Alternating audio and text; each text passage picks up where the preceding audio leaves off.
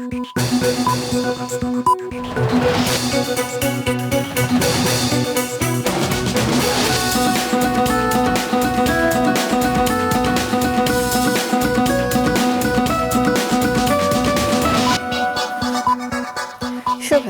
স্বাগত মাছরাঙা সংবাদে আপনাদের সঙ্গে আছি আমি মৌমিতা জান্নাত। 2026-এর ফেব্রুয়ারিতে ভোট আয়োজনে প্রধান উপদেষ্টার কার্যালয়ের দেওয়া চিঠি পেয়েছে নির্বাচন কমিশন। সকালে কমিশন সচিব আক্তার আহমেদ এটি নিশ্চিত করেছেন। গতরাতে প্রধান উপদেষ্টার কার্যালয় থেকে ইসিতে এই চিঠি পাঠানো হয়। এতে ফেব্রুয়ারিতে রোজার আগে প্রত্যাশিত মানের অবাধ, সুষ্ঠু ও উৎসবমুখর জাতীয় নির্বাচন আয়োজনের প্রয়োজনীয় কার্যক্রম গ্রহণের জন্য অনুরোধ করেন প্রধান উপদেষ্টার মুখ্য সচিব এম সিরাজ উদ্দিন মিয়া। আজ সকালে নির্বাচন কমিশনাররা পূর্ব নির্ধারিত কমিশন বৈঠকে বসেন। সেখানে নির্বাচনী আইন সংস্কার, আরপিও সংশোধন সহ নানা বিষয়ে আলোচনা হবে।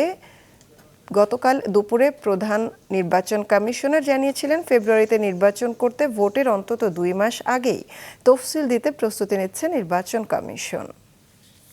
জুলাই গণ অভ্যুত্থানে আশুলিয়ায় 6 জন আন্দোলনকারীর মরদেহ পোড়ানোর ঘটনায় হওয়া মানবতাবিরোধী অপরাধের মামলায় আনুষ্ঠানিক অভিযোগ গঠনের নির্দেশ দিয়েছেন ট্রাইব্যুনাল। বিচারপতি নজরুল ইসলাম চৌধুরীর নেতৃত্বে আন্তর্জাতিক অপরাধ ট্রাইব্যুনাল 2A আদেশ দেয়। মামলার মোট 16 আসামির মধ্যে গ্রেফতার 8 জনকে ট্রাইব্যুনালে হাজির করা হয় আজ। তারা হলেন সাভার সার্কেলের অতিরিক্ত পুলিশ সুপার শহীদুল ইসলাম, ঢাকা জেলার সাবেক অতিরিক্ত পুলিশ সুপার আবদুল্লাহিল কাফি, ঢাকা জেলা গোয়েন্দা পুলিশ উত্তরের সাবেক পরিদর্শক আরাফাত হোসেন, আশুলিয়া থানার সাবেক উপপরিদর্শক আব্দুল মালেক, আরাফাত উদ্দিন, কামরুল হাসান, শেখ আফজালুল হক এবং সাবেক কনস্টেবল মুকুল। সাবেক সংসদ সদস্য মোহাম্মদ সাইফুল ইসলাম, সাবেক উপপরিদর্শক বিশ্বজিৎ শাহ সহ এই মামলার 8 আসামি পলাতক আছে। তাদের পক্ষে 2 জনকে রাষ্ট্রনিযুক্ত আইনজীবী হিসেবে নিয়োগ দিয়েছে ট্রাইব্যুনাল। দর্শক, ট্রাইব্যুনাল প্রাঙ্গণ থেকে এই বিচার কাজ সম্পর্কে সরাসরি জানাচ্ছেন বিশেষ প্রতিনিধি কাউসার সোহেলি। সোহেলি, আজ 2টি ট্রাইব্যুনালে কি কি মামলা চলছে এবং সেগুলোর কি অবস্থা আমাদেরকে একটু জানান। হ্যাঁ মমিতা, আপনি যেটি বলছিলেন যে রামপুরার সেই ট্রাইব্যুনাল 1-এ কিন্তু আজ কোনো মামলা নেই। আর ট্রাইব্যুনাল 2-এ আজকে যে সকালে যে মামলার শুনানি 11:15 থেকে শুরু হয়েছে, সেটি আসলে রামপুরার কার্নিশে ঝুলে থাকা ব্যক্তিকে গুলি করে হত্যা এবং 2টি হত্যার ঘটনায় যে মানবাধিকার বিরোধী অপরাধে মামলা হয়েছিল তারই শুনানি হয়েছে এবং অভিযোগপত্র দাখিল করেছে প্রসিকিউশন। এই মামলায় যে অভিযুক্তরা আছেন তারা সবাই পুলিশ সদস্য। সেই 5 পুলিশ সদস্যের অভিযোগের বিষয় উঠে আসা যে অভিযোগ তা ধরেই আসলে আজকে অভিযোগপত্র দাখিল হয়েছে এবং এর পরপরই আরেকটি মানবতা বিরোধী মামলার শুনানি শুরু হয়েছে ট্রাইব্যুনাল 2-এই। এবং সেখানে কিন্তু জুলাই গণ অভ্যুত্থানে আশুলিয়ায় যে 6 জন আন্দোলনকারীকে মরদেহ পোড়ানোর ঘটনা ঘটেছিল তার প্রেক্ষিতে যে মানবাধিকার বিরোধী অপরাধে মামলা হয়েছে সেটির এখন শুনানি চলছে এবং এখানে আনুষ্ঠানিক অভিযোগপত্র গঠনেরই কিন্তু শুনানিটি চলছে। আপনাকে আরও জানিয়ে রাখি মৌমিতা, যে এই মামলায় কিন্তু 16 জন অভিযুক্ত আছে, যার ভেতরে 8 জন অভিযুক্ত আছে যারা এই মুহূর্তে গ্রেফতার অবস্থায় আছেন এবং গ্রেফতার কিন্তু সেই অভিযুক্তদের আজকে সকালেই হাজির করা হয়েছে। এদের সবাই পুলিশ সদস্য, ঊর্ধ্বতন পুলিশ কর্মকর্তা সহ পুলিশ সদস্য এবং এর বাইরে আরও 8 জন আসামি আছেন যারা পলাতক আছে। তাদের মধ্যে সাবেক ডিএমপি কমিশনার হাবিবুর রহমান ছাড়াও আছেন কিন্তু সাবেক স্থানীয় সংসদ সদস্য। এদের পক্ষে রাষ্ট্রপক্ষ থেকে কিন্তু প্রসিকিউশন থেকে আইনজীবী নিযুক্ত করা হয়েছে। 2 জন প্রসিকিউটর কাজ করছেন। এই মুহূর্তে শুনানি চলছে এবং ট্রাইব্যুনাল 1-এ আজকে কোনো শুনানি নেই। সেক্ষেত্রে যেটুকু বলা হচ্ছে, আমাদের জানানো হয়েছে যে এই শুনানির পর হয়তো চিফ প্রসিকিউটর আমাদের সাথে কথা বলতে পারবেন, তখন হয়তো আপনাকে আরও বিস্তারিত এই শুনানি সম্পর্কে জানাতে পারবো। মৌমিতা। ধন্যবাদ সোহেলি আপনাকে। ট্রাইব্যুনাল প্রাঙ্গণ থেকে মানবতা বিরোধী অপরাধের বিচার কাজ সম্পর্কে জানালেন সহকর্মী কাউসার সোহেলি। 2024 সালের জুলাই গণ অভ্যুত্থানে গুলিতে নিহত অজ্ঞাত 6 জনের মরদেহ আঞ্জুমান মফিদুলের কাছে হস্তান্তর করা হবে আজ। মরদেহগুলো 1 বছর ধরে ঢাকা মেডিকেল কলেজ হাসপাতালের মর্গে আছে। এ দীর্ঘ সময় তাদের খোঁজে আসেনি কেউ। এতে অজ্ঞাত হিসেবে আজ দাফন করা হবে তাদের। শাহবাগ থানা জানিয়েছে সবার ডিএনএ সংরক্ষণ করা হচ্ছে। দরকার হলে ভবিষ্যতে তাদের পরিচয় শনাক্ত করা সম্ভব হবে। পুলিশ জানিয়েছে অজ্ঞাত 6টি মরদেহের 3টি যাত্রাবাড়ি, 1টি পল্টন ও 2টি শাহবাগ থানা এলাকার। টাঙ্গাইলের ধনবাড়ী উপজেলার সড়ক দুর্ঘটনায় নিহত হয়েছে 3 জন, আহত হয়েছে 1 জন। স্থানীয় থানায় পুলিশ পরিদর্শক আকরাম হোসেন জানান, সকাল 7টার দিকে জামালপুর আঞ্চলিক সড়কের বিলাসপুর এলাকায় জামালপুরগামী একটি পিকআপ ভ্যানের সাথে বিপরীত দিক থেকে আসা একটি মোটরসাইকেলের সংঘর্ষ হয়। এতে ঘটনাস্থলে মারা যায় পিকআপ ভ্যানের চালক ও মোটরসাইকেলের চালক এবং আরোহী। আহতকে হাসপাতালে ভর্তি করা হয়েছে।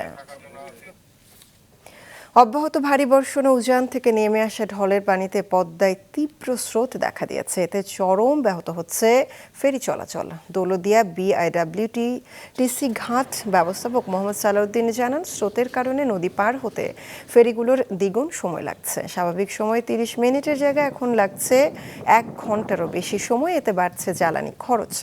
আরেকদিকে সঠিক সময়ে গন্তব্যে পৌঁছাতে পারছেন না মালবাহী ট্রাক ও যাত্রীবাহী বাস। বর্তমানে দৌলতদিয়া পাটুরিয়া নৌ রুটে 14টি ফেরি চলাচল করছে।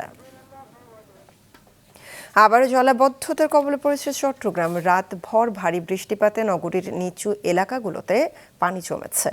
নগরের চান্দগাঁও, চকবাজার, হালিশহর, আগ্রাবাদ সহ নিচু এলাকার সড়কে পানি উঠে যাওয়ায় চরম ভোগান্তিতে পড়েছে মানুষ। চট্টগ্রাম আবহাওয়া অফিস বলছে, সকাল 9টা পর্যন্ত এর আগের 24 ঘন্টায় 81 মিলিমিটার বৃষ্টিপাত রেকর্ড করা হয়েছে।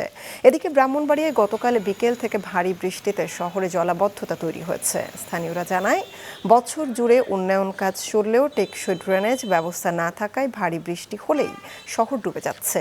এদিকে গাইবান্ধায় বেড়েছে তিস্তা সহ সব নদ নদীর পানি।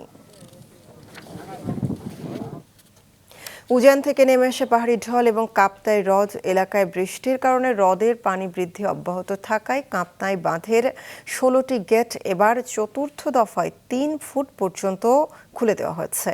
সবকটি গেট খোলা রাখার পরও বুধবার রাত 11টায় হ্রদের পানি বিপদ সীমায় থাকায় জলকপাট 3 ফুট পর্যন্ত খুলে দেওয়ার সিদ্ধান্ত নেয় কর্তৃপক্ষ। এতে 58,000 কিউসেক হারে পানি কর্ণফুলী নদীতে যাচ্ছে। এছাড়া বিদ্যুৎ উৎপাদনের মাধ্যমে আরও 32,000 কিউসেক পানি নদীতে নিষ্কাশন হচ্ছে।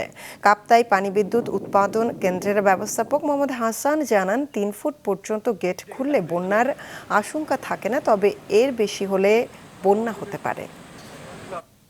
আবারও শুরু হচ্ছে দেশের ফোক গানের সবচেয়ে বড় রিয়েলিটি শো ম্যাজিক বাউলিয়ানা 2025। রাজধানীর একটি হোটেলের সকালে সংবাদ সম্মেলনে এই আয়োজনের নতুন লোগো উন্মোচন করা হয়। আয়োজকরা জানান, দেশের নতুন প্রজন্মের মধ্যে শেকড়ের এই গান ছড়িয়ে দেওয়ার পাশাপাশি নতুন প্রতিভা তুলে আনতে বড় ভূমিকা পালন করছে ম্যাজিক বাউলিয়ানা। পঞ্চম এই আসরে নিবন্ধন প্রক্রিয়া শুরু হচ্ছে আজই, যা চলবে 22 আগস্ট পর্যন্ত। আসর শুরু হবে 24 অক্টোবর। বিচারক হিসেবে থাকবেন প্রখ্যাত বাউল শফি মণ্ডল, সঙ্গীত শিল্পী পার্থ বড়ুয়া ও নিক্কর সুলতানা সুমি। রিয়েলিটি শো পৃষ্ঠপোষকতায় থাকছে স্কোয়াড রোলেট্রেস। ব্রডকাস্ট পার্টনার মাছরাঙা টেলিভিশন। তরুণ সমাজের এত আগ্রহ ম্যাজিক বাউলিয়ানার প্রতি, বাউল গানের প্রতি, সেটাই আমাদেরকে বারবার মনে করিয়ে দেয় যে ম্যাজিক বাউলিয়ানার আগ্রহকে নিয়মিত হতে হবে। তাই আজকে শুরু হচ্ছে ম্যাজিক বাউলিয়ানার পঞ্চম আসর। রেজিস্ট্রেশনও শুরু হবে আজকেই। রেজিস্ট্রেশন করা যাবে 22 আগস্ট পর্যন্ত। তারপর সেপ্টেম্বর অক্টোবর এই 2 মাস জুড়ে আমরা 7টি ডিভিশনে 8টি জোনে অডিশন করব। তো এই যে আয়োজন, এই আয়োজনগুলোতে কিন্তু আপনারা আমাদের সাথে থাকবেন। আন্তর্জাতিক। ইউক্রেনে রাশিয়ার আগ্রাসন বন্ধে আগামী সপ্তাহে রুশ প্রেসিডেন্ট ভ্লাদিমির পুতিন ও ইউক্রেনের প্রেসিডেন্ট ভলোদিমির জেলেনস্কির সঙ্গে বৈঠকে বসতে পারেন বলে জানিয়েছেন মার্কিন প্রেসিডেন্ট ডোনাল্ড ট্রাম্প। এর আগে মস্কোয় রুশ প্রেসিডেন্ট ভ্লাদিমির পুতিনের সঙ্গে সাক্ষাৎ করেন ট্রাম্পের বিশেষ দূত স্টিভ উইটকফ। আলোচনায় ইউক্রেন যুদ্ধ, দ্বিপাক্ষিক কৌশলগত সম্পর্ক এবং যুদ্ধবিরতির সম্ভাব্য রূপরেখা নিয়ে গঠনমূলক ও ফলপ্রসূ আলোচনা হয়েছে বলে দাবি ট্রাম্পের।